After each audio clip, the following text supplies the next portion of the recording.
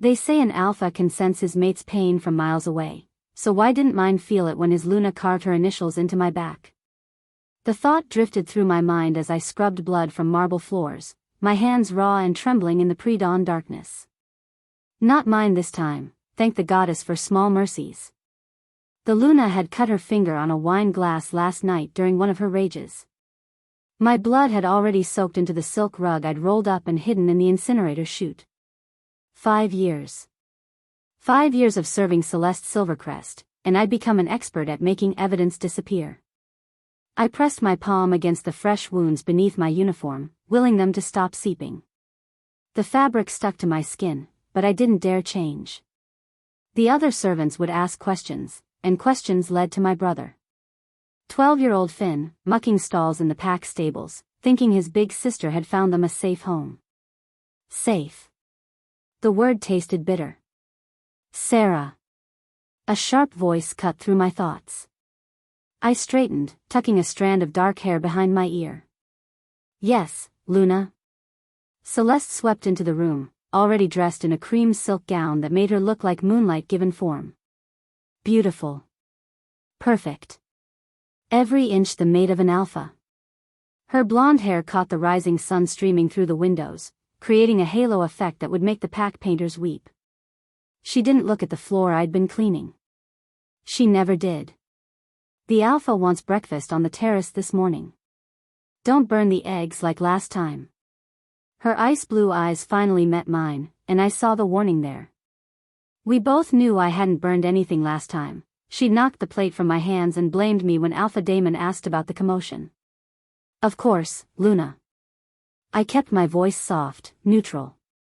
Invisible. She studied me for a moment, her perfect lips curving into something that might have been a smile on anyone else. On Celeste, it was a blade. You look tired, Sarah. Perhaps you should rest more. I should have stayed quiet.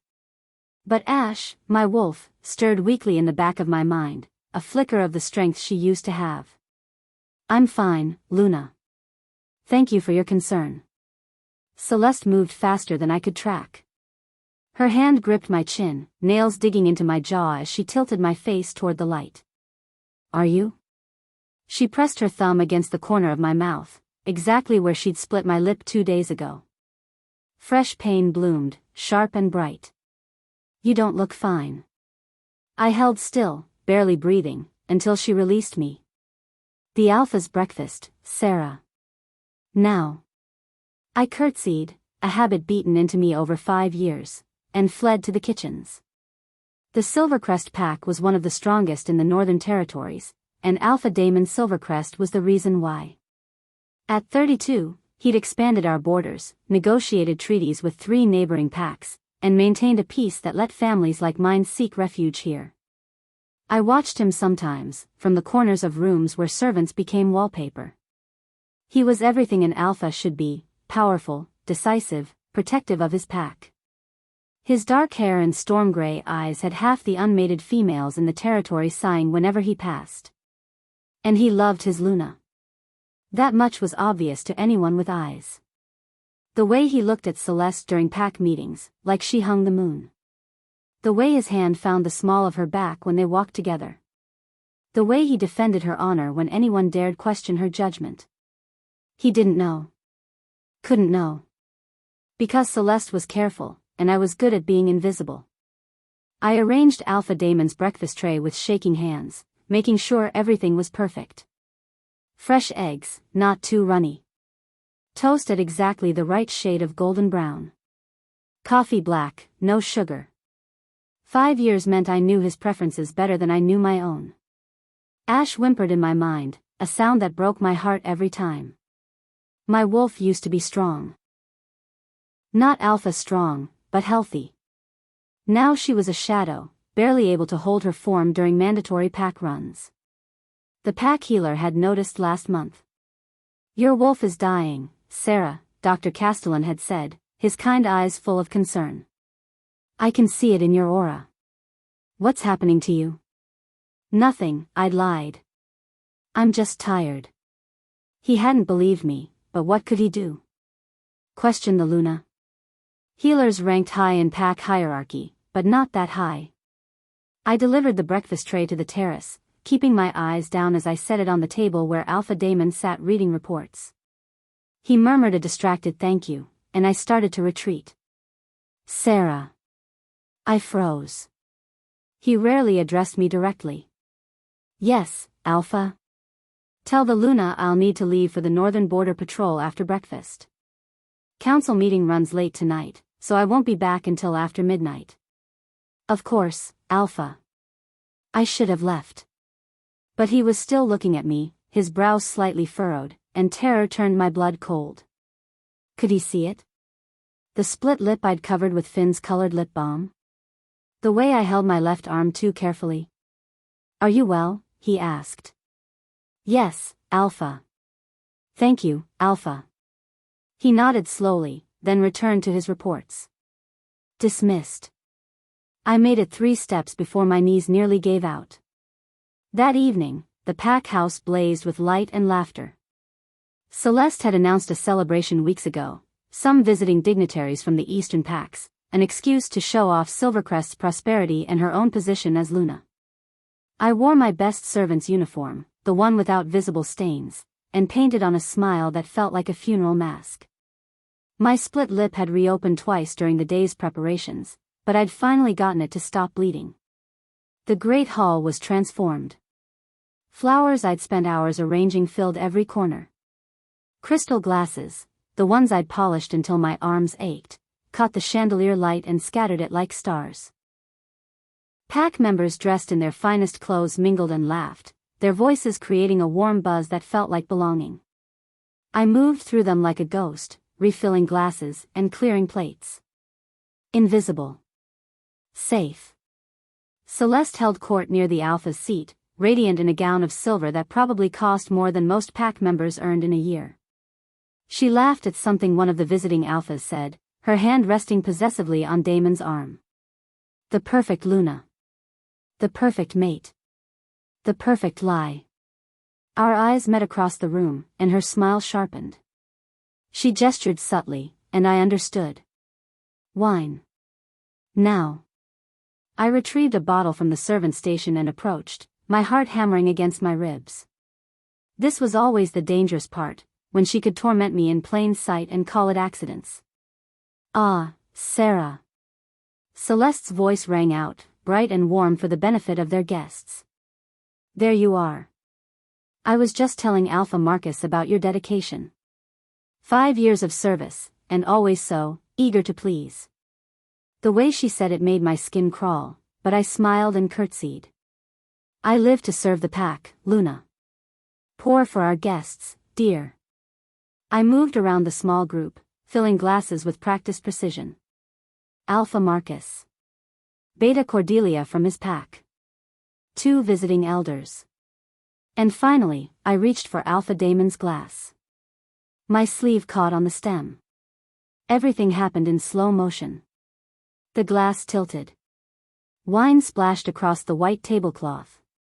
I grabbed for the bottle, overcorrected, and my sleeve rode up past my elbow. The burned scars were a lattice of old pain, silvery white against my skin.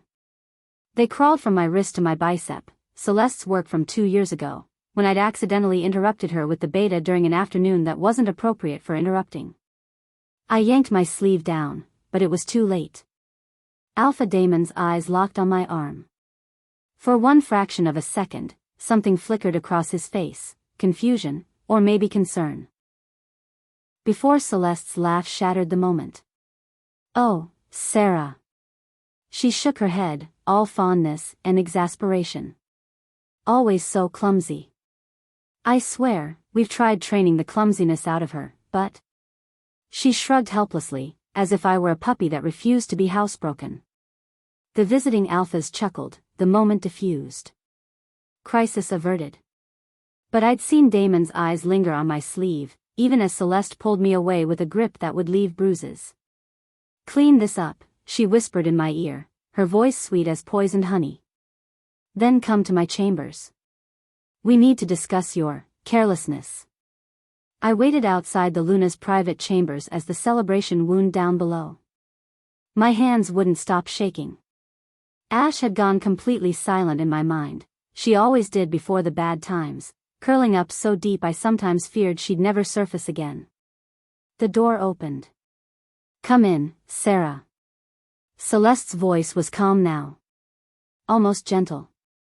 That scared me more than her rage.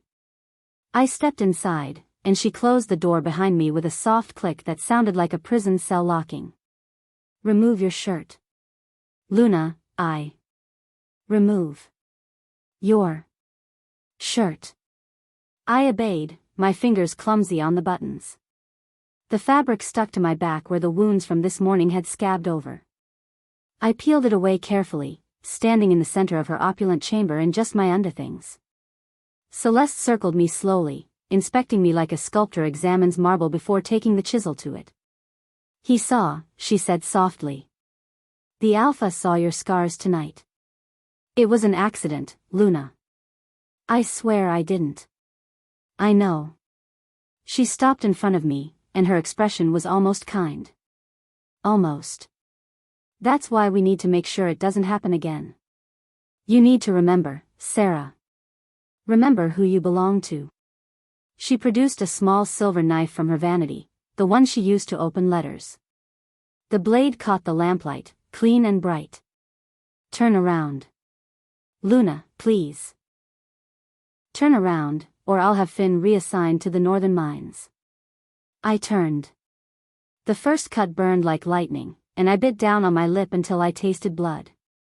She worked methodically, carving crescent moon shapes along both my shoulders, a constellation of pain that would scar, that would mark me forever as hers. When she finished, she pressed a cloth against the worst of the bleeding. Almost tender. "There," she murmured. "Now you'll remember. Now you'll be more careful." I stood there, trembling, as my blood soaked through the expensive cloth in her hands. "You may go," Celeste said. "Clean yourself up. We have breakfast service at dawn." I gathered my ruined shirt and stumbled toward the door, my vision blurring. "Oh, and Sarah?" I looked back. She was smiling her perfect smile. "Thank you for your service to this pack. I don't know what I'd do without you." The door closed behind me, and I collapsed against the wall in the darkened hallway, pressing my fist against my mouth to muffle the sounds of my breaking. Wanting to see what would happen next, subscribe to this channel to get to listen to more of our upcoming exciting stories. Click on the subscribe button now. Thank you. Chapter 2. I didn't remember making it to my quarters. One moment I was sliding down the hallway wall outside Celeste's chambers, my shirt clutched to my chest and my vision swimming with tears and pain. The next, I was lying face down on my narrow cot in the servants' wing, the rough blanket beneath me rapidly soaking through with blood. The room spun. Or maybe I was spinning. Hard to tell. "Ash," I called weakly into my mind. "Ash, I need you." Nothing. Not even a whimper. My wolf had retreated so far into herself that I couldn't feel her at all anymore, and that terrified me more than the pain radiating across my shoulders in waves of fire. I tried to sit up and immediately regretted it. The wound Celeste had carved pulled and burned, fresh blood welling up to replace what had already soaked through my shirt. I needed to clean them. Bandage them. But my arms wouldn't cooperate, and the room kept tilting sideways like a ship in a storm. Infection. The word drifted through my foggy thoughts. Dr. Castellan had warned me last month. My weakened wolf meant my healing was slower than other pack members. These wounds were deep. Without Ash to help me heal, without proper medical attention. But I couldn't go to the pack hospital. They'd ask questions. They'd see the pattern of old scars, the systematic nature of the damage. They'd investigate. And Celeste would send Finn to the northern mines, where 12-year-old boys went in and rarely came out whole. So I lay there, shivering despite the summer heat, and tried to remember how to breathe through the pain. Time became strange. Minutes stretched into hours or compressed into seconds. At some point, I realized my teeth were chattering. At another point, I was burning up, kicking weakly at my blanket. Fever. Definitely infection setting in. I'm going to die here, I thought with odd clarity. I'm going to die in this little room, and Celeste will tell everyone I was sick. She'll probably cry at my funeral. And Finn will be alone. That thought hurt worse than my back. I must have passed out, because the next thing I knew, someone was pounding on my door. Not knocking, pounding, like they were trying to break it down. Sarah. A male voice, rough with something I couldn't identify. Sarah, open this door. Not Celeste. Thank the goddess, not Celeste. I tried to call out, to say I was coming, but my voice came out as barely a whisper. The pounding continued, more frantic now, and then I heard wood splinter. The door crashed open. I managed to turn my head, just barely, and my fever-addled brain struggled to make sense of what I was seeing. Alpha Damon Silvercrest stood in the doorway of my servant's quarters, his chest heaving like he'd run all the way from the main house. His dark hair was disheveled, his shirt partially unbuttoned, and his gray eyes were wild with something that looked like panic. Why would the Alpha be here? In the servant's wing? In my room? I must be hallucinating. Goddess above, he breathed, and then he was crossing the small space in 2 strides, dropping to his knees beside my cot. Sarah. Sarah, can you hear me? His hand touched my shoulder, the one without fresh wounds, and I flinched violently. The movement sent fresh agony shooting across my back, and I couldn't stop the whimper that escaped. Don't, I managed. Please don't. I'm not going to hurt you. His voice had gentled, but there was a tremor in it I didn't understand. I'm going to help you. I'm going to. He trailed off as his eyes tracked down my back, and the silence that followed was more terrifying than anything Celeste had ever done. I felt him reach for my ruined shirt, the one I'd pressed against my wounds, and tried to pull away. Don't, I repeated, stronger this time. You can't, the Luna will. The Luna will what? Something dangerous crept into his voice. What will my mate do, Sarah? And that's when I realized I was trapped. Because I could lie, I'd become an expert at lying over 5 years, but this was the Alpha. This was the wolf who could command truth from his pack members with barely a thought. This was the male who'd built his reputation on protecting his people. And I was one of his people, even if I'd spent 5 years pretending to be invisible. I fell, I whispered, the lie tasting like ash on my tongue. I'm clumsy. The Luna always says. Don't. The word came out as a growl that raised every hair on my body. Don't you dare lie to me right now. His hands were shaking as he carefully, so carefully, peeled my shirt away from my back. I heard his sharp intake of breath, felt the way his entire body went rigid behind me. The silence stretched out for so long I thought maybe he'd left. Maybe my fever brain had imagined the whole thing. But then I heard it, a sound that made my blood run cold. A growl. Low and continuous, building in intensity until it rattled the walls of my small room. Not a human sound. Not even a regular wolf sound. An Alpha losing control. Who did this? His voice had dropped an octave, gone rough and barely human.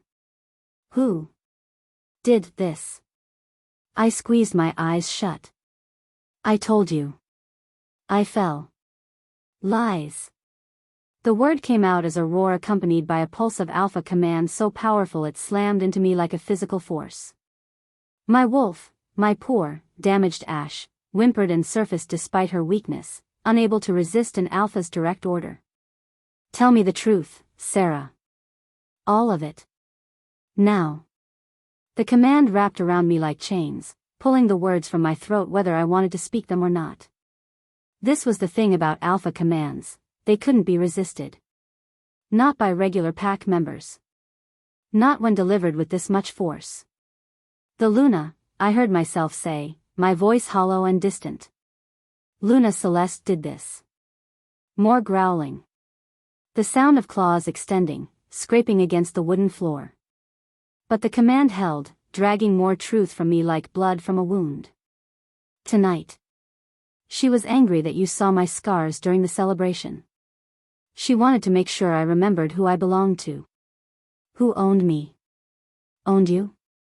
He sounded like he was choking. How long? How long has this been happening? 5 years. Since I came to serve her. The growling stopped. The sudden silence was somehow worse.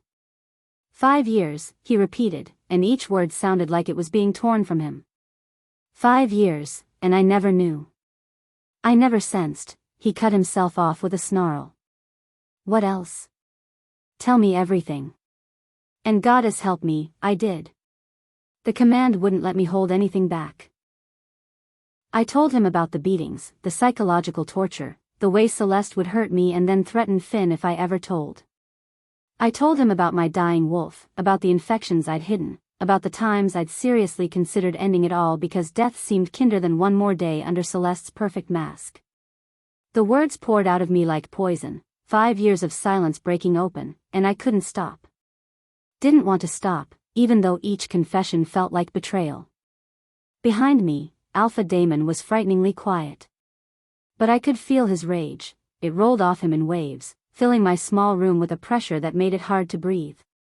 His wolf was close to the surface now. So close I could smell it, pine and thunderstorms and something wild that made my damaged wolf whine in response. Please, I managed when the command finally released me enough to speak freely. Please don't hurt Finn. He doesn't know. He's just a boy. I'll leave, I'll take him and we'll leave the territory.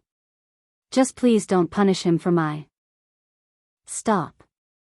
One word, but it carried enough authority to cut through my panic. Stop, Sarah. I'm not going to hurt your brother. I'm not going to hurt you. His hand touched my shoulder again, gentler this time, and I felt something warm flow from his palm into my skin. Alpha energy. He was trying to heal me. The warmth spread across my shoulders, soothing the burn of infection, and for a moment I felt almost normal. Almost whole. But then something else happened, something I couldn't explain. It was like a thread I hadn't known existed suddenly pulled taut between us. A golden cord of light that only I could see, stretching from my chest to his, thrumming with energy that made my dying wolf surge to consciousness with a gasp. Mate, Ash screamed in my mind, suddenly strong, suddenly vital. Mate, mate, mate. No. That was impossible. The Alpha was mated to Celeste. I'd seen their bond, felt it in the way the pack magic recognized them as a pair. You couldn't have two mates. That wasn't how it worked. But the thread was there, golden and real, and getting stronger by the second. And from the way Alpha Damon had gone completely still behind me, I knew he felt it too. No, he breathed. That's not, it can't be. The door to my quarters slammed open for the second time that night. Damon. Celeste's voice, high and concerned. Thank Goddess, I felt your distress through our bond. What's... She stopped when she saw us, her ice blue eyes taking in the scene. Me, half naked and bloody. Her mate, kneeling beside me with his hand on my shoulder and his eyes bleeding gold with his wolf's presence. Her perfect face arranged itself into an expression of shocked concern. What happened? Is Sarah all right? I watched Alpha Damon rise to his feet, moving with a predator's grace. His wolf was fully present now. I could see it in the way he held himself, in the gold bleeding through the gray of his eyes, in the way his canines had descended. You tell me, Luna. His voice was soft. Dangerous. What happened to Sarah? Celeste's laugh was perfect, concerned, slightly confused. Damon, darling, what are you talking about? I sent her to rest hours ago. She wasn't feeling well during the celebration. Her eyes found mine, and the warning there was crystal clear. Play along, or Finn pays. Is that so? Damon took a step toward his mate, and I saw Celeste's smile falter for just a fraction of a second. Sarah, tell the Luna what you just told me. Oh Goddess. Oh no. I looked between them, my mind racing. The mate bond thrummed between Damon and me, getting stronger, but I could also see the bond between him and Celeste, silvery and established and recognized by the pack magic. How could both exist? She's confused, Celeste said quickly. Damon, she's been acting strange lately. Dr. Castellan mentioned she might be suffering from some kind of mental disturbance. Self-harming for attention. She moved closer to him, her hand reaching for his arm. You know how some wolves get when their own wolves are weak. They start to. Don't. The word came out as a snarl, and suddenly Damon's hand was around Celeste's throat, pinning her against the wall with enough force to crack the plaster. His claws had extended, pressing into her perfect skin without quite breaking it. Don't you dare stand there and lie to me. Celeste's eyes went wide, her hands coming up to claw at his wrist. Damon. What are you? I can't breathe. You. Touched. What's mine? Each word was punctuated by increased pressure, his wolf fully in control now. 5 years. 5 years you tortured her. 5 years you hid behind your perfect mask while you systematically destroyed one of my pack members. I don't know what she told you, Celeste gasped, but she's lying. She's disturbed. I've tried to help her, but she. Silence. The alpha command that roared from Damon's throat brought everyone in the servants' wing to their knees. I heard doors opening, footsteps pounding down the hallway, and then Beta Marcus and Gamma Julian burst into the room. Alpha. Marcus started forward, then stopped when he saw the scene. His eyes widened. What? Get Dr. Castellan, Damon ordered, not taking his eyes off Celeste. Now. And bring the pack's witch advisor. I need to understand something. Julian disappeared while Marcus remained, his expression caught between shock and confusion as he took in my bloodied form on the cot. Damon, Celeste tried again, her voice smaller now, more desperate. Please. You're hurting me. Whatever she told you, it's not. Show him your back, Sarah, Damon commanded, his voice still rough with his wolf. Show my Beta what the Luna has done. I didn't want to. Every instinct screamed at me to hide, to protect myself, to make myself invisible again. But I couldn't disobey an alpha command. I turned carefully, letting Marcus see the fresh wounds, the constellation of crescent moons carved into my shoulders, and the lattice of older scars beneath them. Years of torture, mapped onto my skin. I heard Marcus's sharp intake of breath. Goddess above. That's just tonight's work, Damon said, his voice deadly calm now. Sarah, show him the burns. The brands. All of it. So I did. I stood there in my servants' quarters and showed the Beta every scar Celeste had given me, every mark of ownership she'd carved into my skin over 5 years. And with each revelation, I felt the golden thread between Damon and me pull stronger, felt my wolf surge with borrowed strength from our mate bond. Our mate bond. The thought still seemed impossible. This isn't what it looks like, Celeste was saying, but her voice had lost its confidence. She wanted this. She begged me to. Enough. Damon's hand tightened on her throat, and I saw his claws break skin. I can smell your lies, Celeste. My wolf knows. Knows. His voice dropped to something almost broken. How? How did I not sense this? How did I not know my own mate was being tortured under my roof?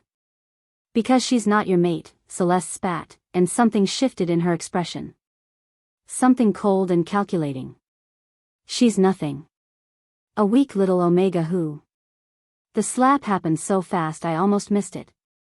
Damon's open palm connected with Celeste's face hard enough to snap her head to the side, hard enough that I heard Beta Marcus take an involuntary step forward before stopping himself. Alphas didn't hit their Lunas. Ever. It was one of the most sacred laws of pack hierarchy. But as I watched Damon stare at his hand, at the Luna he'd just struck, I saw his expression shift from rage to confusion to something like horror. The bond, he whispered. Our mate bond. I should feel. He looked at Celeste, really looked at her, and I saw the moment realization struck. It's wrong. The bond between us is wrong. No, Celeste said quickly. Damon, you're confused. You're upset. The girl has poisoned your mind with her lies. Our bond is silver, he continued, as if she hadn't spoken. It should be gold. Every true mate bond is gold. His eyes found mine across the room, found the thread of light that connected us. Like that. That's what a real mate bond looks like. Celeste followed his gaze, and for the first time since I'd known her, I saw genuine fear cross her perfect face. No, she breathed. You can't see, that's not possible. The spell should have, she cut herself off, but too late. Spell? Damon's voice had gone deadly quiet. What spell, Celeste? And that's when her eyes flashed an unnatural violet, a color that had nothing to do with pack magic or wolf abilities. Witch magic. Dark witch magic, from the way it made my skin crawl and ash snarl in my mind. You want the truth? Celeste's voice had changed, gone harder and colder. Fine. I'll give you the truth, Alpha. 5 years ago, I had a witch bind us together.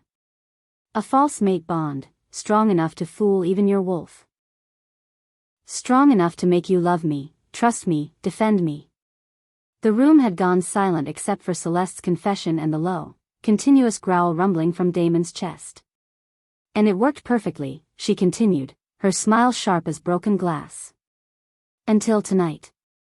Until you touched your real mate and the magic started to crack. But you want to know the beautiful part?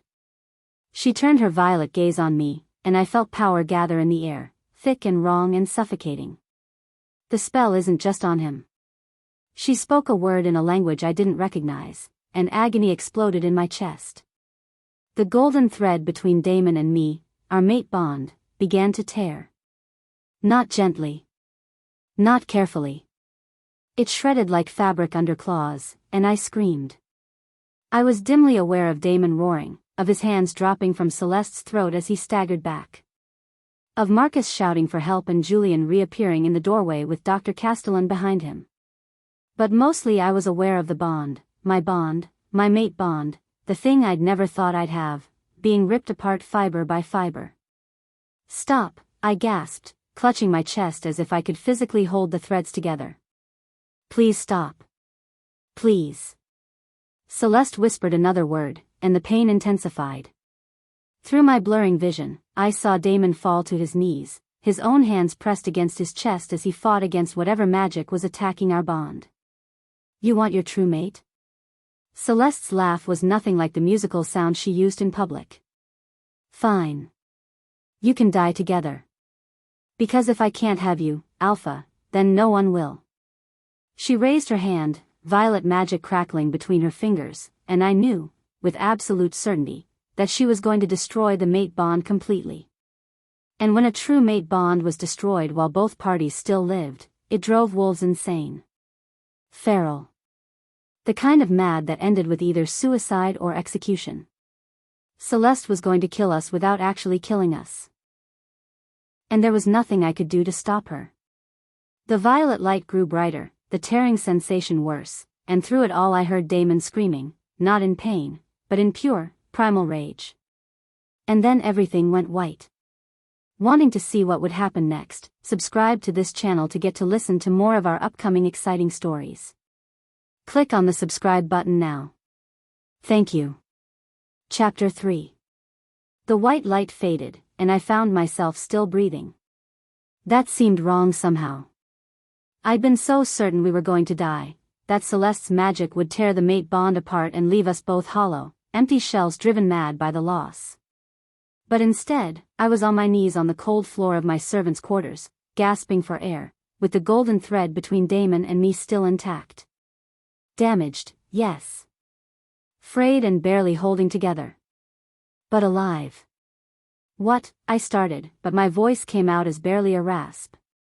Dr. Castellan was standing between Celeste and us, his hands raised and glowing with a soft blue light that I recognized as healing magic.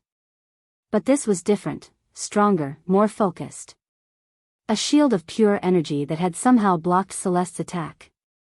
Blood magic, the elderly healer said, his voice tight with strain. I should have recognized it sooner. The signs were all there: Sarah's unexplained deterioration, the Alpha's inability to sense distress in his own pack, the unnatural strength of the Luna bond. He turned his head slightly, keeping his shield up. Alpha, you need to see this. Julian, the Gamma who'd run to fetch the doctor, was holding something in his hands. A small leather journal, its pages yellowed with age. Found this in the Luna's private study, he said. Thought she was just keeping a diary, but... Damon pushed himself to his feet, one hand still pressed against his chest where our bond ached and burned. His eyes were still bleeding gold, his wolf too close to the surface to fully retreat. When he took the journal from Julian, his hands shook. I watched him read, saw his expression shift from confusion to horror to a rage so pure it made the air in the room feel charged with lightning. 5 years, he whispered. 5 years of rituals. Blood sacrifices. Moon ceremonies. His eyes found Celeste, who was still pinned against the wall, her throat bruised from his earlier grip. You're not just a wolf, are you? Celeste's laugh was bitter. Hybrid. My mother was a wolf, my father a witch of the dark thorn coven. I inherited the best of both worlds, a wolf's strength and a witch's power. Her violet eyes flashed again. Did you really think a normal she-wolf could have caught the great Alpha Daemon Silvercrest? You were always meant for greater things than some weak little Omega. Don't call her that. Daemon's voice was deadly quiet. Don't you ever call my mate that. Your mate. Celeste's voice rose, hysteria creeping in at the edges. She's nothing. A bloodline so weak her own parents abandoned. Enough. Beta Marcus stepped forward, his face pale but determined. Luna Celeste, by the authority granted to me as Beta of Silvercrest Pack, I'm placing you under arrest for assault, conspiracy, and use of dark magic against Pack members. But Celeste wasn't looking at Marcus. She was looking at me, and her smile had gone sharp and knowing. Tell them, little Sarah. Tell them why the spell worked so perfectly. Tell them why I needed you specifically. I didn't know what she was talking about. I don't. Your blood. She said it like it was the most obvious thing in the world. Your precious, rare, moon-blessed blood. Do you think it was coincidence that I hired a nobody servant girl and her baby brother 5 years ago? That I chose you out of all the refugees seeking shelter in Silvercrest? Moon-blessed. The term rang a bell somewhere in the back of my mind, a fairy tale my mother used to tell before she died. Before the rogue attack that killed both my parents and left Finn and me orphaned. The moon-blessed bloodline died out centuries ago, Dr. Castellan said, but he was looking at me with new eyes. Evaluating. The last known descendant was killed in the Great Pack Wars. That's what they wanted everyone to believe. Celeste's smile widened. But bloodlines don't die out so easily. They hide. They run. They change their names and pretend to be nothing special. Her gaze locked on mine. Isn't that right, Seraphina Nightshade? Or should I use your real family name, Moonshadow? The room spun. Moonshadow. I'd heard that name before, whispered in my mother's voice during a nightmare when I was small. Before she changed our names. Before we started running. The spell required a blood anchor, Celeste continued, clearly enjoying the shock on everyone's faces. Someone of moon-blessed descent, kept in constant pain and suffering, their life force bleeding into the magic to maintain the false bond. Your pain literally powered my connection to him. She looked at Damon. Every time I heard her, the bond between us grew stronger. Every tear, every drop of blood, every scream she swallowed, all of it fed the spell. I was going to be sick. 5 years of torture, and it had been feeding the very thing that kept Damon bound to his abuser. My suffering had been fuel for dark magic. You're lying, Marcus said, but he sounded uncertain. The moon-blessed bloodline had silver eyes. Sarah's eyes are. Hazel, Celeste interrupted. Because her mother used glamour magic to hide them. To hide what she was. But the blood doesn't lie. She gestured to me with one hand, and I felt something tug at my face, like a veil being pulled away. Gasps echoed through the room. I stumbled to the small, cracked mirror on my wall and stared at my reflection. My eyes, my normal, hazel eyes that I'd seen every day of my life, were gone. In their place were eyes of pure silver, glowing faintly in the dim light of my quarters. "No," I whispered. I'm not.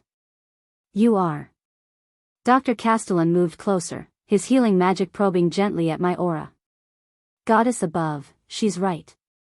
The magical signature is unmistakable. How did I not see it before?" "Because I made sure you didn't." Celeste looked far too pleased with herself.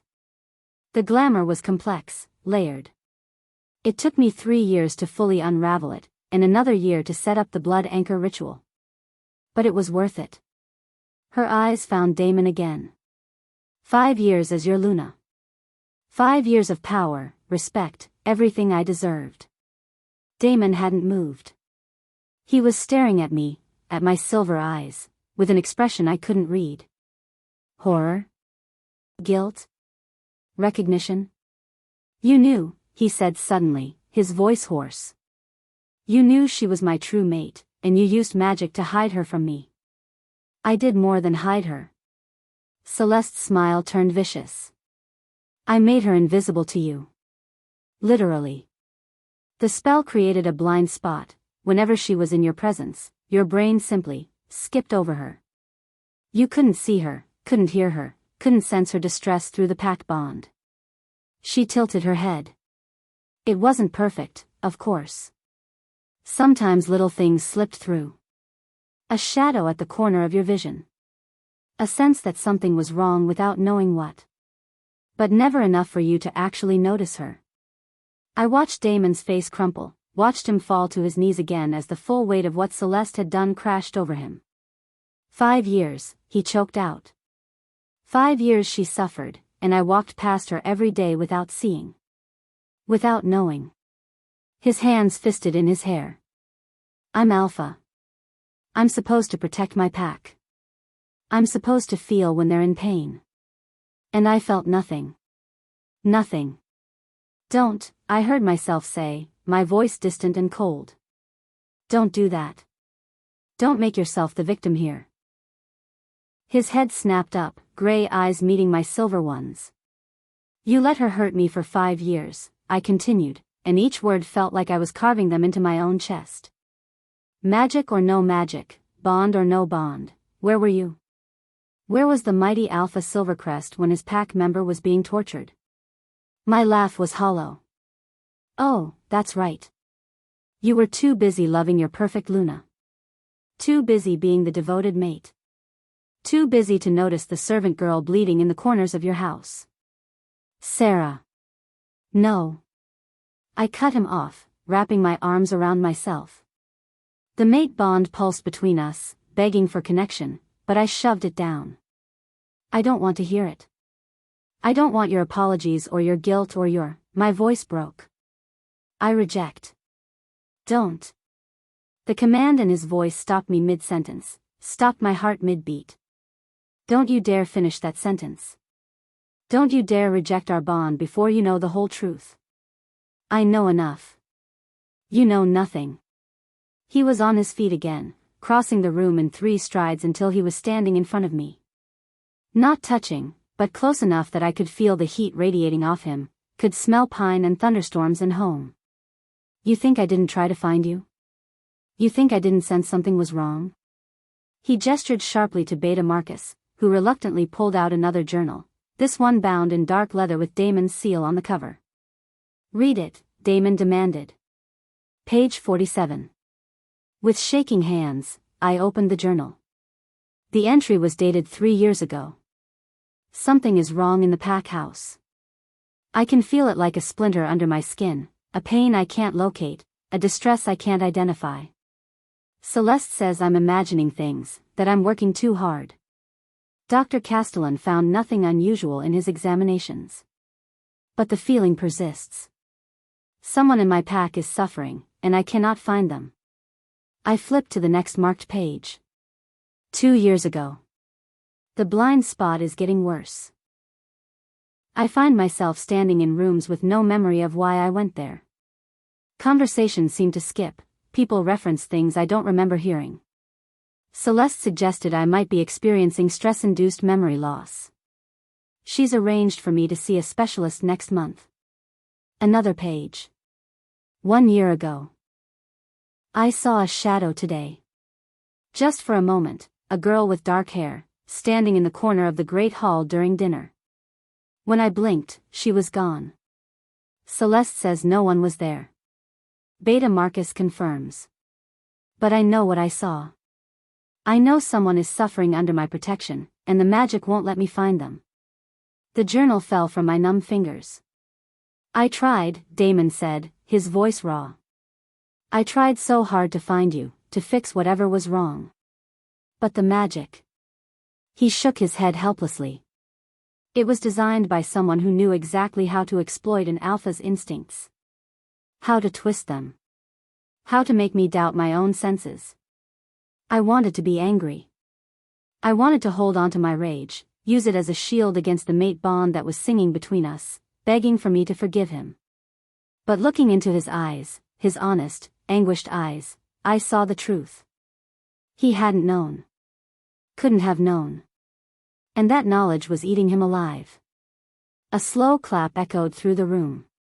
We all turned to find Celeste watching us with an expression of mock sympathy. How touching. The alpha and his true mate, finding each other at last. It's almost poetic. Her smile turned cold. Too bad it won't last. You're finished, Marcus growled. You've confessed to using dark magic, to torture, to having allies, Celeste interrupted smoothly. Did you really think I did this alone? That I maintained a 5-year blood ritual without help? She laughed. I have a coven supporting me. Sisters of the Dark Thorn, each one powerful enough to level this pack house if they chose. And I have allies in other packs, wolves who understand that the old ways are dying, that we need to embrace magic to survive. Damon's voice was deadly calm. Name them. Or what? You'll kill me? Celeste's eyes flashed violet. Go ahead. The moment my heart stops beating, my coven will receive a signal. And they'll unleash every secret I've gathered about Silvercrest over the past 5 years. Your patrol routes. Your alliance weaknesses. The location of your weapons cache. The names of every alpha heir and their vulnerabilities. She leaned forward. I've been preparing for this day, Damon.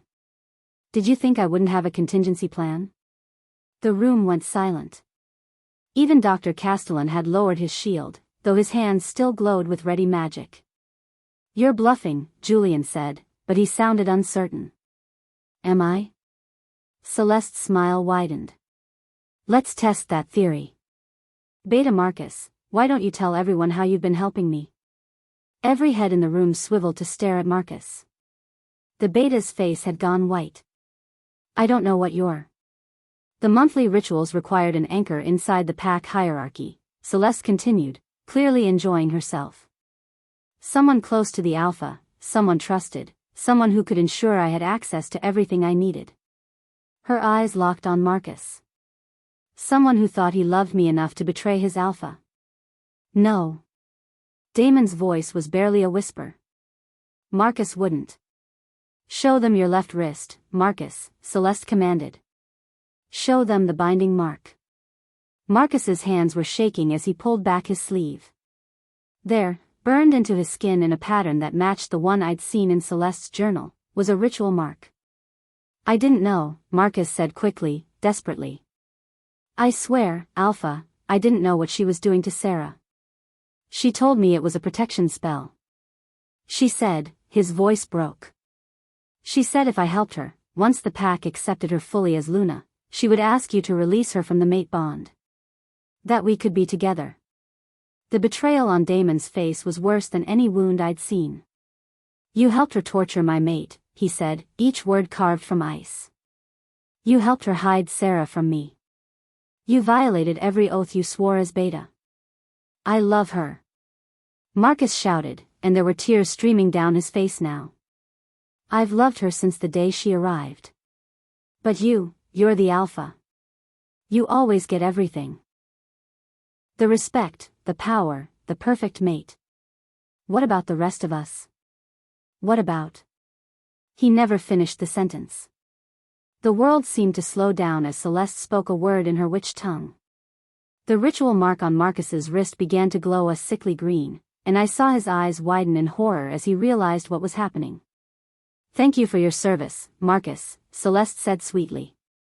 You were always so easy to manipulate. No.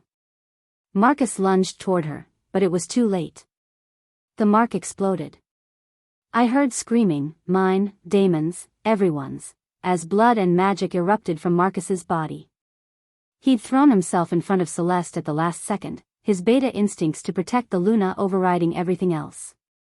The explosion took him full in the chest, and he fell. And in the chaos, in the moment when everyone was focused on Marcus's falling body, Celeste moved. Dark magic erupted around her like a tornado. She spoke words that hurt to hear, pulling power from sources that made my skin crawl. The walls of my small room cracked. The window shattered.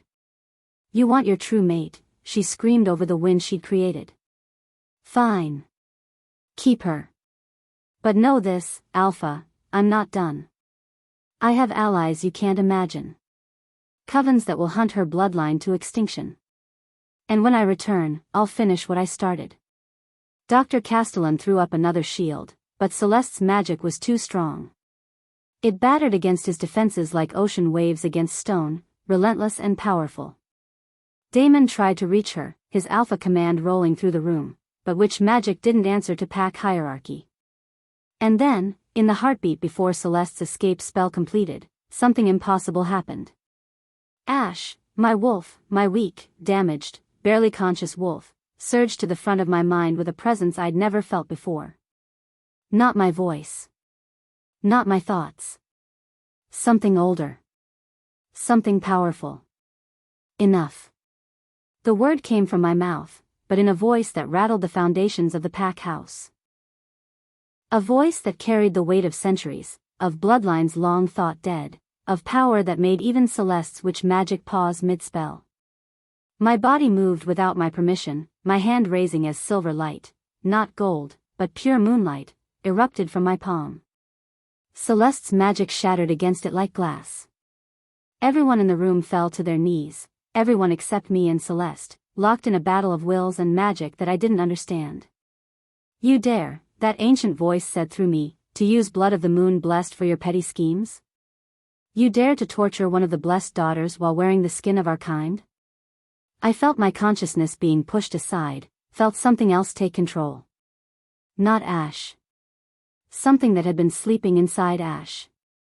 Or maybe inside me. The line between us was blurring.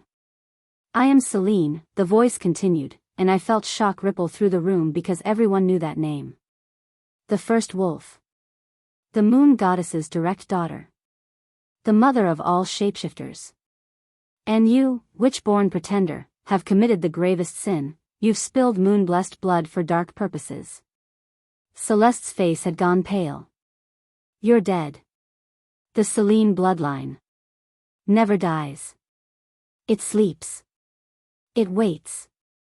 It awakens when most needed. The silver light around my hand intensified. And you, little witch, have awakened something you cannot fight. But Celeste had always been a survivor. With a scream of fury, she detonated the rest of her power, not at me, but at the floor beneath us. The explosion threw everyone backwards. I felt my control snap back into place as whatever had possessed me retreated. When the smoke cleared, Celeste was gone. Escaped through a portal spell that left nothing but a scorch mark on the floor. And Marcus. Dr. Castellan was kneeling beside him, his healing magic working frantically. But I could see it was no use. The blood explosion spell had been designed to kill, and Marcus had taken it full force.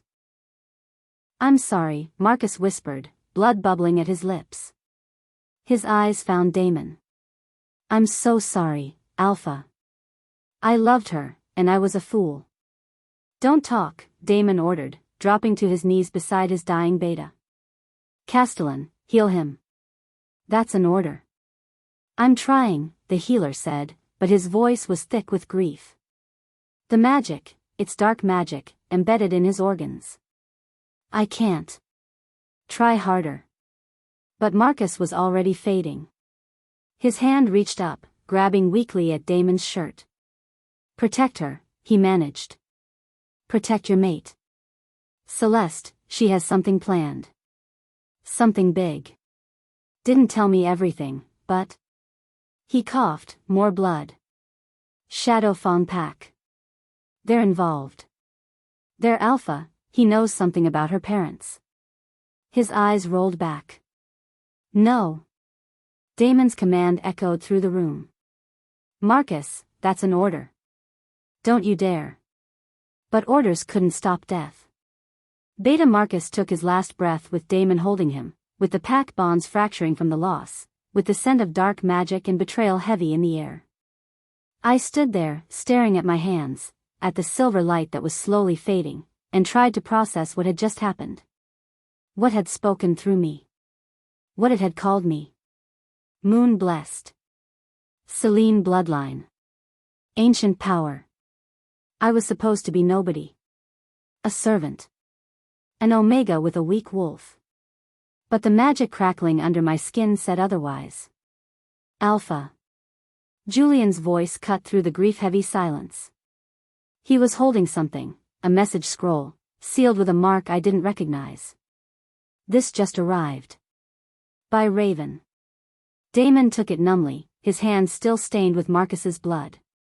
He broke the seal and read, and I watched what little color he had left drain from his face. What is it? I asked, my voice, my normal voice, hoarse from whatever had possessed it. He looked up at me, and I saw fear in his eyes. Real fear. It's from Shadow Fang Pack. Their Alpha wants to meet with us, with you specifically. He swallowed hard. He says he has information about your true heritage. About your parents' deaths 15 years ago. My heart stopped. My parents died in a rogue attack. That's what we thought, Damon said quietly. He handed me the message. I read the words, and the world tilted sideways. The rogue attack that killed Theron and Mira Moonshadow was no accident.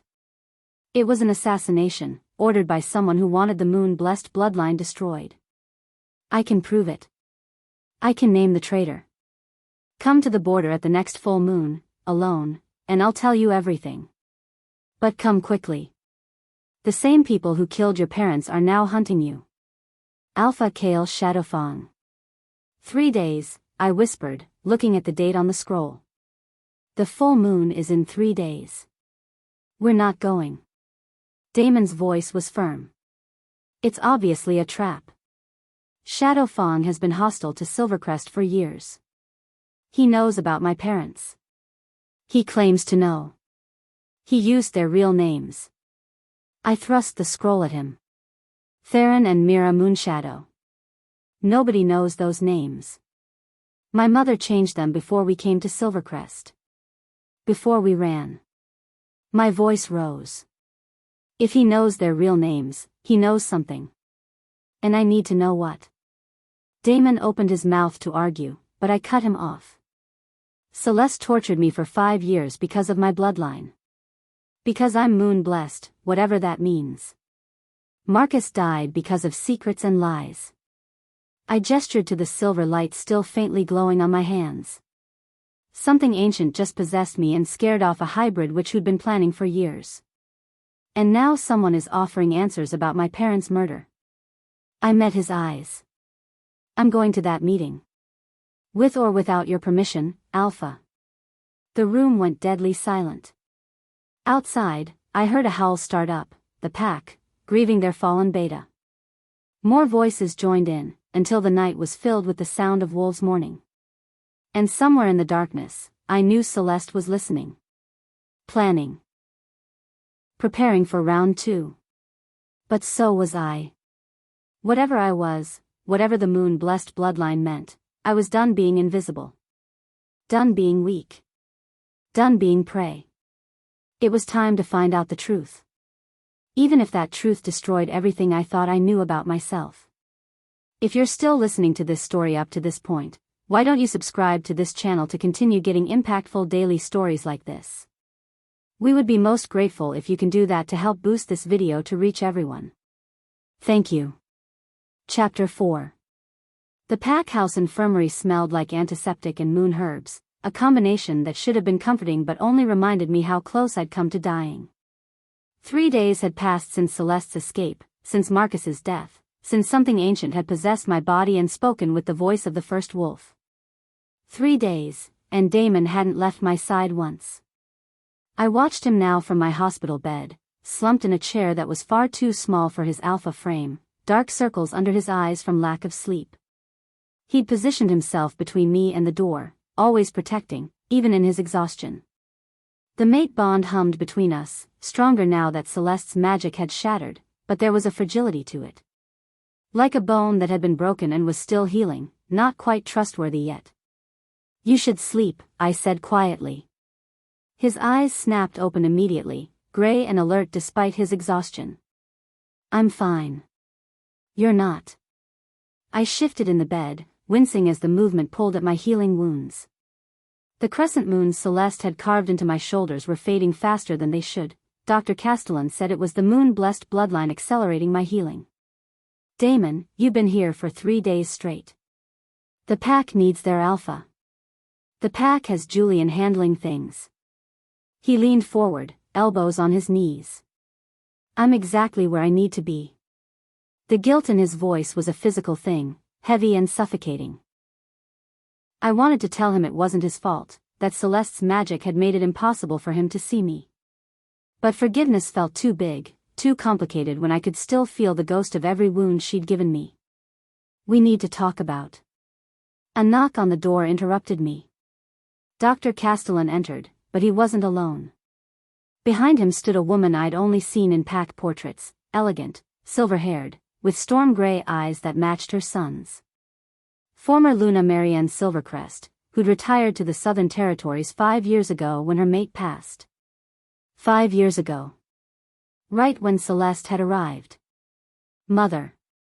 Damon stood immediately, and I saw surprise flicker across his exhausted face. What are you doing here? What I should have done years ago.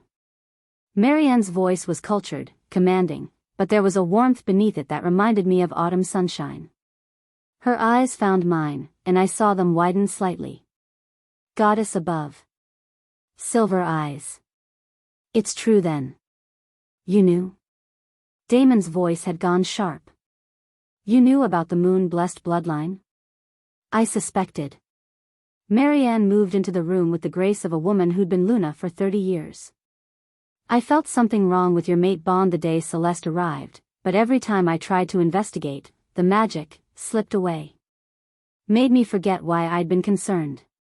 She looked at me with something like regret. I should have fought harder. Should have trusted my instincts. Celeste trapped you too, I said quietly. We were all trapped. Perhaps. Marianne pulled up a chair beside my bed. But I'm here now, and we have much work to do. Dr. Castellan tells me your abilities are awakening. I looked down at my hands, where silver light still flickered occasionally beneath the skin. I don't know how to control it. Whatever spoke through me during the fight, it wasn't me. It was something else. It was Celine. Marianne said it with absolute certainty. The first wolf, the moon goddess's daughter. Her consciousness lives in all moon-blessed females, dormant until awakened by extreme circumstances. She reached out, taking my hand carefully. You are her direct descendant, child. That makes you one of the most powerful wolves alive. The words should have felt empowering. Instead, they felt like a weight settling onto my shoulders, another burden I hadn't asked for.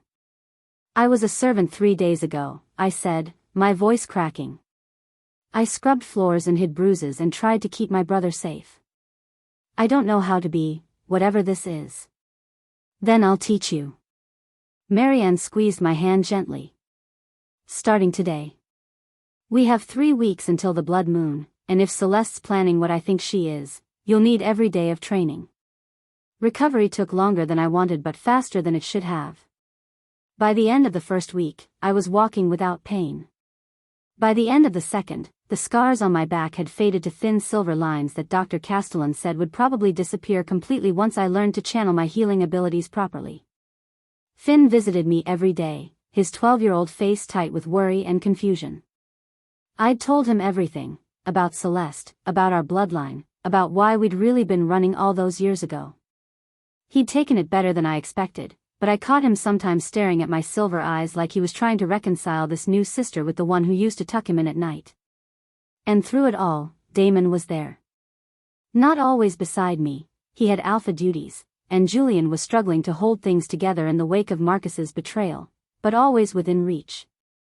I'd feel the mate bond pulse and look up to find him watching from a doorway, or I'd wake from nightmares to find him standing guard outside my room. He never pushed. Never demanded I forgive him or accept the bond fully. Just stayed. It was Marianne who finally addressed the elephant in the room. We were in the training yard behind the pack house, working on accessing my moon-blessed abilities. She'd spent 2 weeks teaching me meditation techniques, helping me find the connection to that ancient power that had saved us from Celeste. "You're holding back," she observed as I failed again to manifest the silver light consciously. "Your power is there, I can see it in your aura. But you won't let it surface." I dropped my hands, frustrated. "I'm trying." "You're afraid." She said it gently, without judgment. "Afraid of what you'll become if you embrace this. Afraid it will change you into something your brother won't recognize. Something Damon won't want." The accuracy of her words stole my breath. "He's my mate," I whispered. "The mate bond says we're supposed to be together. But how can I trust that? How can I know it's real and not just biology? Destiny?" I looked at her with all my fear laid bare. What if I accept this power, become Luna, and it's still not enough? What if I'm still just the servant girl he didn't notice for 5 years? Marianne was quiet for a long moment. Then she did something unexpected. She rolled up her sleeve, revealing a lattice of old scars not unlike the one Celeste had given me. My mate, Damon's father, was a good man. A strong alpha. But he was also traditional, set in his ways, and he had a temper. She traced one of the scars with a finger. It took me 3 years to stand up to him. 3 years of hiding bruises and making excuses before I finally said enough. Her gray eyes met mine. "The mate bond doesn't make everything perfect, child. It doesn't erase trauma or fast-forward trust. What it does is give you a foundation, a connection that's worth fighting for. But what if?" "Stop." The command in her voice was pure Luna. "Stop asking what if. Start asking what now. You are moon-blessed. You are Damon's true mate. Those are facts. What you do with those facts is your choice. But make it consciously, not from fear." Something in her words clicked. I closed my eyes, reaching for that well of power inside me, but instead of trying to control it, I simply acknowledged it. Let it be what it was. Silver light erupted from my palms, bright and clear and steady. Marianne smiled. "There she is. The Luna you're meant to become." The meeting with Shadow Fong was scheduled for the new moon, neutral territory, neutral timing, minimal pack presence. Damon had wanted to bring 20 warriors. I'd insisted on just the 2 of us and Julian as backup. "This is insane," Damon muttered as we drove toward the border. "We're walking into potential enemy territory based on a cryptic message from an alpha we've barely had contact with in years."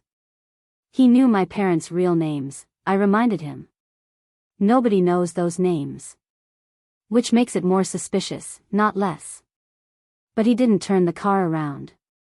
The meeting point was a clearing in the neutral woods that separated our territories, far enough from both pack lands that an ambush would be difficult but close enough that help could arrive if needed.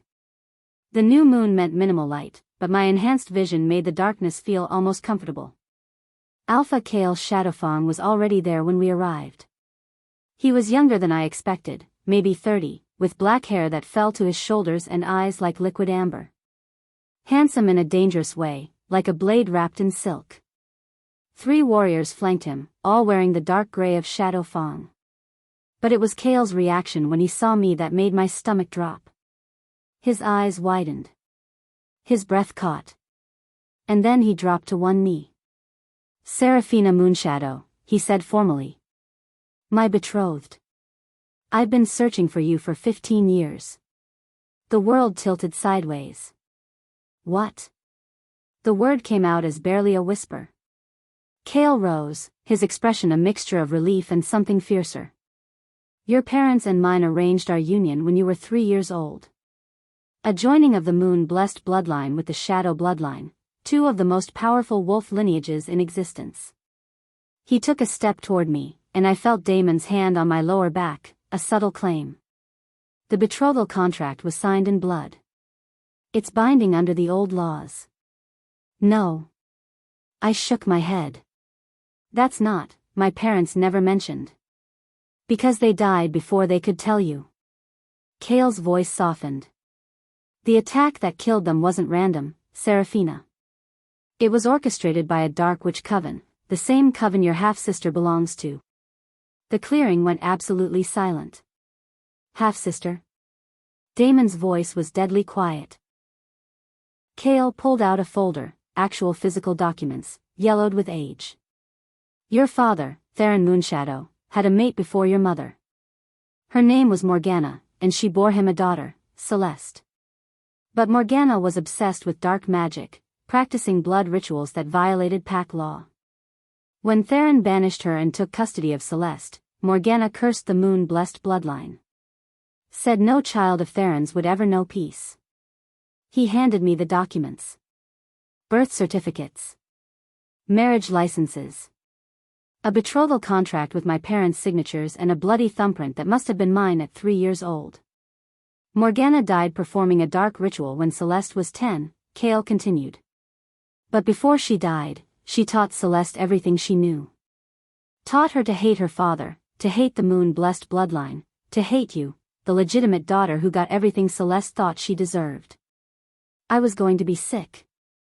Celeste is my half-sister. And she's been planning this revenge for over a decade. Kale gestured to another document, this one recent, with photos and intelligence reports. She joined the Dark Thorn Coven, rose through their ranks, and spent years researching the false mate bond spell. She chose Silvercrest specifically because she knew you were here, hiding under a false name. How did you know? I demanded. How did you find me when she did? Because I never stopped looking. Kale's amber eyes locked on mine. I've had trackers searching for the moon-blessed bloodline for 15 years. When I heard about a servant girl with a younger brother arriving at Silvercrest 5 years ago, I investigated. But by then, Celeste's spell was already in place, and I couldn't get close without starting a war. Damon's hand tightened on my back. So you waited. While she was being tortured, you waited. I didn't know about the abuse. Kale's voice rose. Celeste hid it well. I knew she was there, knew she was planning something, but the details. He shook his head. If I'd known, I would have burned Silvercrest to the ground to get her out. But you didn't. Damon stepped forward, putting himself partially between me and Kale. And now you show up with a betrothal contract and expect her to what? Leave her mate? Abandon her pack? I expect her to honor the old laws. Kale matched his stance, 2 alphas squaring off in the darkness. The betrothal was signed in blood by both families. It's binding. And before you argue about mate bonds, the moon-blessed bloodline doesn't follow the same rules. They can have political bonds and mate bonds. She could be Luna of both packs. Over my dead body. Stop. I stepped between them, my voice carrying enough command that both alphas paused. Both of you, just stop. I looked at Kale, really looked at him, and saw the truth in his amber eyes. He'd been searching for me. Waiting for me. And under different circumstances, maybe I would have honored that contract. Maybe we could have built something. But the mate bond with Damon sang in my chest, and I knew, whatever happened, wherever this path led, my place was at Damon's side. I understand the betrothal was made in good faith, I said carefully. And I'm grateful for the information you've provided. But I can't honor a contract I never knew existed. I can't abandon my mate, my pack, or my brother to fulfill someone else's plans for my future. Cale's expression hardened. The old laws can be challenged. I lifted my chin, feeling Marianne's training kick in. I invoke the right of blood trial. If you want to claim me based on an ancient contract, you'll have to prove your pack's claim is stronger than my mate bond. It was a gamble. Blood trials were dangerous, often deadly, and pitted the claiming parties against each other in ritual combat. But it was also the only way to legally break a blood-signed betrothal. Cale stared at me for a long moment. Then, surprisingly, he smiled. You really are your father's daughter. He inclined his head slightly. Very well. I accept the blood trial challenge.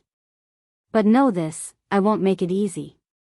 And while we're busy fighting over contracts and laws, Celeste is gathering her army. He pulled out another folder, this one thicker. She has 3 witch covens backing her now. The Dark Thorn, the Blood Moon, and the Raven's Crown. Plus rogue packs from 5 territories, totaling about 300 fighters. She's planning to attack during the Blood Moon, 3 weeks from tonight. My stomach dropped. Why the Blood Moon? Because that's when a moon-blessed wolf's power peaks. If she can drain you during the ritual window, she'll absorb your bloodline's strength. Become immortal. Unkillable. Cale's expression was grim. She won't just destroy Silvercrest. She'll start a supernatural war that will consume every pack in the Northern Territories. Damon took the folder, flipping through intelligence reports and photos of rogue camps. His face had gone pale. 300 fighters. 3 covens. This isn't a raid, it's an invasion. It's a blood feud, Cale corrected. Celeste wants what she thinks she's owed, the power, the prestige, the recognition as the true moon-blessed heir. And she'll kill anyone who stands in her way. His eyes found mine. Including her half-sister. The mate bond pulsed, and I felt Damon's fear mixing with determination. We were outnumbered, outmatched, and running out of time. There's more, Cale said quietly. She has your brother. The world stopped spinning. What? I couldn't breathe. Finn was at the pack house. He was safe. I saw him yesterday. You saw a glamour. Cale pulled out a photo, recent, taken maybe hours ago. Finn, unconscious, in a dark room surrounded by witch sigils. She took him 2 days ago. Been using illusion magic to make you think he was still there. I was moving before I realized it, grabbing Cale by his shirt and lifting him with strength I didn't know I had. Where is she keeping him? We don't know. He didn't fight my grip. The photo was sent to my intelligence network as proof of life. But Serafina, she's using him as bait. She wants you to come to her, emotional and unfocused, during the blood moon. Then that's exactly what I'll do. I released him, my hands shaking with rage and fear. I'll give her what she wants. Me, for Finn. No, Damon started. Yes. I turned to face my mate, and for the first time since waking up in that infirmary bed, I felt absolutely certain. This is my fight. My bloodline. My family. And I'm done running. Something shifted in the air around me. The silver light I'd been learning to control erupted from my skin, brighter than ever before. And in the back of my mind, I felt Ash stir, not with her usual weakness, but with ancient power. Finally, she said in that voice that wasn't quite hers. Finally, you're ready to hear the truth. What truth? I asked aloud. Why Celeste targeted you and Damon specifically? Why she needed to bind him to her while keeping you apart? Ash's consciousness pressed forward, and I felt knowledge flood into my mind. Ancient knowledge. Ritual knowledge. Your bloodlines together can perform the lunar rite, a ceremony so powerful it can destroy dark magic permanently. Erase it from the world. Celeste's mother knew this. That's why she cursed you. That's why Morgana died trying to prevent your bloodlines from ever uniting. I staggered, and Damon's arms were there immediately, steadying me. The lunar rite? Marianne's voice came from behind us. When had she arrived? That's just a legend. It hasn't been performed in 1,000 years.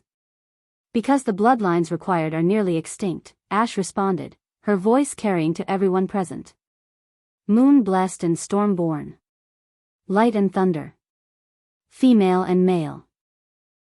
Mates, bound by true love and tested by suffering. Storm-born. I looked at Damon, saw understanding dawn in his gray eyes. The Silvercrest bloodline, he said slowly.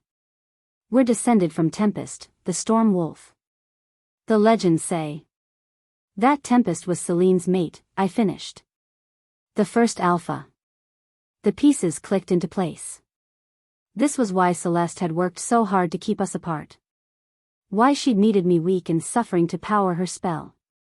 Why she'd targeted Silvercrest Pack specifically. If we performed the lunar rite, I said, thinking it through, we could destroy her coven's power.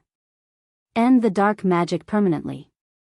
And kill everyone in a 5-mile radius who carries witch blood, Kale added grimly. Including any hybrids. The ritual doesn't discriminate, it burns out all magic that's been touched by darkness. Then we evacuate the territory. I was surprised by how steady my voice sounded. Get every innocent hybrid and magic user to safety. And then we do it. We end this. Damon's arms tightened around me. Sarah, the ritual requires. I know what it requires. I'd seen it in the knowledge Ash had shared. A blood sacrifice. The lives of both participants, given willingly, to fuel the magic. I turned in his arms to face him. We'd both die. The clearing went silent except for the wind through the trees. No, Damon said flatly. There has to be another way. There isn't. Ash's voice was gentle but firm. This is what you were born for. Both of you. Why your souls found each other across lifetimes. Why the mate bond survived Celeste's interference. I looked into Damon's storm-gray eyes and saw my own fear reflected there. We'd just found each other. Just started to heal. And now we were being asked to give it all up. But if we didn't, Finn would die. Celeste would become immortal. And hundreds of innocent pack members would be slaughtered. There's still 3 weeks, I said, more to convince myself than anyone else. 3 weeks to find another way. To save Finn. To prepare, Marianne interrupted, her voice heavy with understanding. 3 weeks to train you both for the ritual. To evacuate civilians. To gather allies. She looked between us. And to make peace with the possibility that this is how your story ends. We drove back to Silvercrest in silence, the weight of destiny pressing down on us like a physical thing. Damon's hand found mine in the darkness, our fingers interlacing, and through the mate bond one felt everything he was too overwhelmed to say. When we reached the pack house, I made my decision. Call a pack meeting, I told Julian, who met us at the door. Everyone. Tonight. I have something to say. 2 hours later, I stood in the great hall where I'd once served wine and hidden bruises. But this time, I stood at the center of the room, facing hundreds of wolves who'd gathered at their alpha's command. I wore a simple white dress, traditional for a Luna claiming ceremony, and my silver eyes were uncovered for the first time in my life. Damon stood beside me, solid and steady, his hand on my lower back. Most of you know me as Sarah, the servant, I began, my voice carrying through the hall. Some of you know I'm Alpha Damon's true mate. But there are things you don't know. Things I'm only just learning myself. I told them everything. About the moon-blessed bloodline. About Celeste's betrayal and the years of torture she'd hidden behind her perfect mask. About the army gathering to destroy us. About my brother, held hostage by a half-sister I'd never known existed. And about the choice I was making. I accept the position of Luna of Silvercrest Pack, I declared, my voice steady despite the fear churning in my gut. I accept the responsibility to protect you, to lead alongside your alpha, to defend this territory with everything I have. I raised my hand, letting the silver light manifest. I am moon-blessed. I am Stormborn's mate. And I am done hiding. The hall erupted in howls, some supportive, some uncertain, but all acknowledging what I'd just claimed. In 3 weeks, Celeste will attack during the blood moon, I continued. She wants me. She wants power. She wants to destroy everything we've built here. So I'm giving her what she wants, a fight. I looked around at my pack. We're going to war. The howls intensified, and I felt the pack bonds shift, accepting me not as a servant but as their Luna. It was overwhelming and terrifying and right. When the meeting finally ended, when the last wolf had filed out and sworn their loyalty, Damon and I retreated to the Alpha quarters, rooms I'd cleaned 100 times but never expected to claim as my own. I was exhausted, emotionally and physically drained, but there was one more thing I needed to do. One more declaration to make, this one private. I choose you, I said, turning to face Damon in the moonlight streaming through the bedroom windows. Betrothal contract be damned. Old laws be damned. I choose you, Damon Silvercrest. You're my mate, my alpha, my... His kiss cut off my words, desperate and tender and full of everything we hadn't had time to say. The mate bond flared between us, no longer damaged but healing, strengthening with each heartbeat. When we finally broke apart, both breathing hard, he pressed his forehead to mine.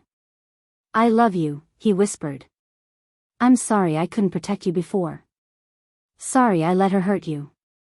But I swear on my life, on my pack, on everything I am, I will never let anyone hurt you again. I know. And I did. The bond didn't lie. I love you too. We stood there in the moonlight, holding each other, pretending for just a moment that we had more than 3 weeks. That the ritual wouldn't demand our lives. That we could actually have the future we were just starting to build. But even in that moment of peace, I felt the warning tingle at the base of my spine. Something was wrong. Damon felt it too. His body went rigid, his nostrils flaring.